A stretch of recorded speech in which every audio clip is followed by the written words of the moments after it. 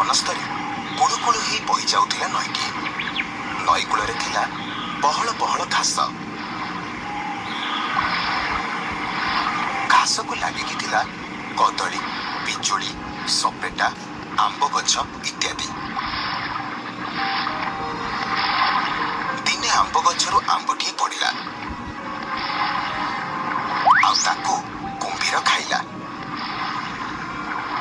ଆମ୍ବ ବହୁତ ମିଠା ହେଇଥିବାରୁ ତାକୁ ଖାଇବା ପରେ କୁମ୍ଭୀରକୁ ବହୁତ ଖୁସି ଲାଗିଲା। ସେ ଭାବି ବସିଲା, ସେ ଫଳ ଗଛ ଗୁଡ଼ିକ ସମ୍ପୂର୍ଣ୍ଣ ତାର। ସେ ନଈ କୂଳର ସେ ଜାଗାକୁ ଆଉ କାହାକୁ ଆସିବାକୁ ଦେଲାନି। ବଣର ଯେତେ ପଶୁ ସେଠିକି ଆସିଲେ ସେ ସମସ୍ତଙ୍କୁ ଘଉଡ଼େଇ ଦେଲା।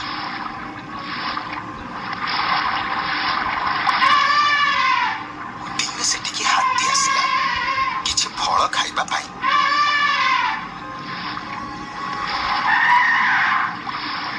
ଯେମିତି ସେ ଡାଳ ଭାଙ୍ଗିଛି ତାକୁ ଦେଖି କୁମ୍ଭୀର ଚିତ୍କାର କଲା, କିଏ ତୁ? ହାତୀ ଗଛ ଡାଳରୁ ଶୁଣ୍ଢ କାଢି କୁମ୍ଭୀରକୁ ଚାହିଁଲା। ତୁ କାହିଁକି ମୋ ଜାଗାକୁ ଆସିଛୁ? ତୋ ଜାଗା କୋଉଟା? ଏଇଟା ତ ବଣର ଗୋଟିଏ ଜାଗା। ତୁ ଯେମିତି ଏ ବନରେ ରହୁଛୁ ମୁଁ ବି ସେମିତି ଏଇ ବନରେ ରହୁଛି। ଏଇଟା ବଣ ଜାଗା ନୁହଁ, ମୋ ଜାଗା। ତୁ ଏଠୁ ପଳା। ଏତିକି କଥା ପରେ କୁମ୍ଭୀର ହାତୀକୁ ଗୋଡ଼େଇଲା। ହାତୀ ଦୌଡ଼ି ଦୌଡ଼ି ସେ ଜାଗା ଛାଡ଼ି ପଳେଇ ଗଲା। ଏଣିକି କୁମ୍ଭୀର ଭାବିଲା ଯେ ସମ୍ପୂର୍ଣ୍ଣ ରୂପେ ନଦୀ ଆଖପାଖ ବଣଟା ତାର। ସେ ବଣକୁ ବି ଭୟରେ କେହି ଆସିଲେନି। ଏମିତି କିଛି ଦିନ ବିତିଗଲା। ସେତେବେଳେ ଖରା ଦିନ ହେଇଥାଏ। ଠେକୁଆକୁ ବଣରେ ବୁଲୁ ବୁଲୁ ତାକୁ ଜୋରରେ ଶୋଷ ଲାଗିଲା।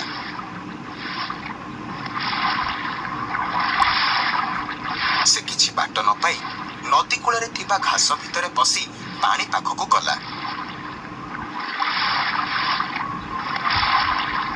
ତା ଭିତରେ ସେ ଦେଖିଲା ଯେ କଦଳୀ ଗଛରେ ଛୋଟ ଛୋଟ କଦଳୀ ହେଇଛି।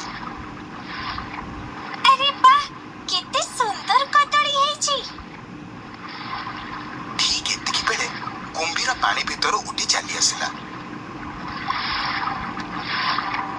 ଆଉ ଠେକୁଆକୁ ଗାଳି ଦେଲା। ଏ ଦୁଷ୍ଟ ଠେକୁଆ, ତୁ ଏଠି କଣ କରୁଛୁ? କାହିଁକି ଆସିଛୁ ଏଠିକି? ପାଣି ପିଇବି ବୋଲି ଏଠିକି ଆସିଥିଲି।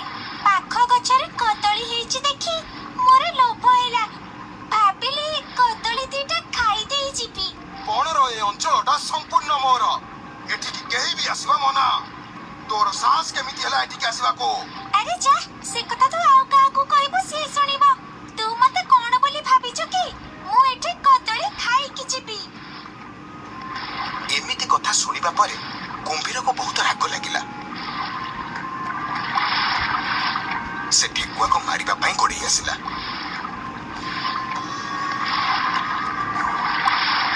ଠେକୁଆର ମୁହଁ ଫୁଟାଣି ବହୁତ ଥିଲା, କିନ୍ତୁ ପ୍ରକୃତରେ ସେ ଜାଣିଥିଲା ସେ କୁମ୍ଭୀରର ସେ କିଛି କରିପାରିବ ନାହିଁ। ତେଣୁ ସେ କିଛି ବାଟ ଦୌଡ଼ି ପଳେଇଲା, ଆଉ ତାପରେ ପଛକୁ ବୁଲି ଚାହିଁ କହିଲା, ଅଧର୍ମୀ ପାପୀ କୁମ୍ଭୀର, ତୁ ନଦୀରୁ ପାଣି ବୁନ୍ଦାଏ ବି ପିଇବାକୁ ଦଉନୁ କିମ୍ବା ବଣରୁ ଫଳ ଗୋଟେ ବି ଖାଇବାକୁ ଦଉନୁ। ତୋତେ ଧର୍ମ ସହିବନି। ବହୁତ ଶୀଘ୍ର ତୋର ଏ ଗର୍ବ ମାଟିରେ ମିଶିବ। କିଏ ମାଟିରେ ମିଶେଇବ? ତୁ? ହଁ, ମୁଁ। ସେ ସମୟ ଆସୁଛି। ସେଠୁ ଠେକୁଆ ସିଧା ଚାଲିଲା ସିଂହ ମହାରାଜଙ୍କ ପାଖକୁ। ତାଙ୍କୁ ଘଟିଥିବା ଘଟଣା ବିଷୟରେ କହିଲା। ଦେଖ ବାବା, ଏ ଘଟଣାଟା ଆମ ବଣର ନୁହଁ, କାରଣ ନଦୀ ଉପରେ ଆମର କର୍ତ୍ତୃତ୍ୱ ନାହିଁ। ଆଉ କୁମ୍ଭୀର ଯେହେତୁ ନଦୀରେ ରହୁଛି ସେଥିପାଇଁ ମୁଁ କିଛି କରିପାରିବିନି। ସିଂହ ମହାରାଜଙ୍କ ପାଖରୁ ନିରାଶ ହୋଇ ଫେରିଲା ଠେକୁଆ। ତାପରେ ସେ ବାଘ ମାମୁଁ ପାଖକୁ ଗଲା। ବାଘ ମାମୁଁ ବି ସେଇ ସମାନ ଉତ୍ତର ଦେଲା। ସେ ଭାବିଲା ବାଘ ସିଂହ ଠାରୁ ଆଉ ଶ୍ରେଷ୍ଠ ପ୍ରାଣୀ କେହି ନାହାନ୍ତି। ତେଣୁ ସେ ଏବେ ନିଜେ ଚିନ୍ତା କଲା ଯେ ସେ କଣ କରିବ। ନା, ମତେ ଆଉ କେହି ସାହାଯ୍ୟ କରିପାରିବେନି। ମତେ ଏବେ କିଛି କରିବାକୁ ପଡିବ। କିଛି ସମୟ ଚିନ୍ତା କରିବା ପରେ ଠେକୁଆ ତାର ସାଙ୍ଗମାନଙ୍କ ପାଖରେ ପହଞ୍ଚିଲା। ସେମାନଙ୍କୁ ସବୁ କଥା କହିଲା। ଅନ୍ୟ ଠେକୁଆ ମାନେ ତା ସାଙ୍ଗରେ ମିଶି ନଦୀ କୂଳକୁ ଗଲେ ଆଉ ସେଠି ଥିବା ଘାସରେ ନିଆଁ ଲଗାଇଦେଲେ। ନିଆଁ ଲାଗିବା ପରେ କୁମ୍ଭୀର ବାହାରକୁ ବାହାରି ଆସିଲା। ଆରେ, ଇଏ କଣ କରୁଛ ତମମାନେ? ଆମେ ମାନେ ଏଠି ବଣଭୋଜି କରୁଛୁ।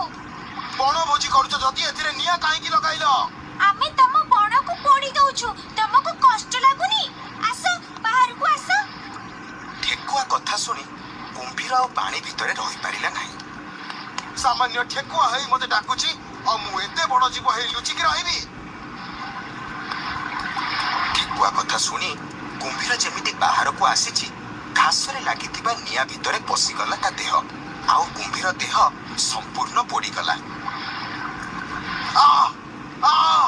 ପୋଡ଼ିଗଲା, ମୋ ଦେହ ପୋଡ଼ିଗଲା। ମାଲୋ, ରକ୍ଷା କର, ରକ୍ଷା କର।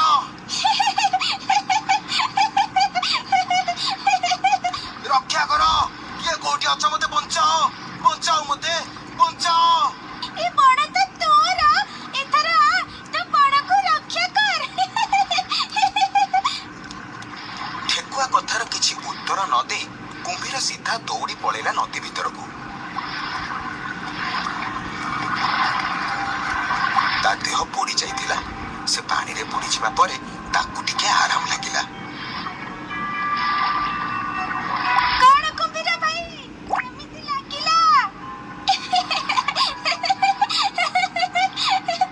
ଆମେ ଏଥର କଦଳୀ, ପିଜୁଳି, ଆମ୍ବ ଯାହା ଇଚ୍ଛା ତା ଖାଇବୁ।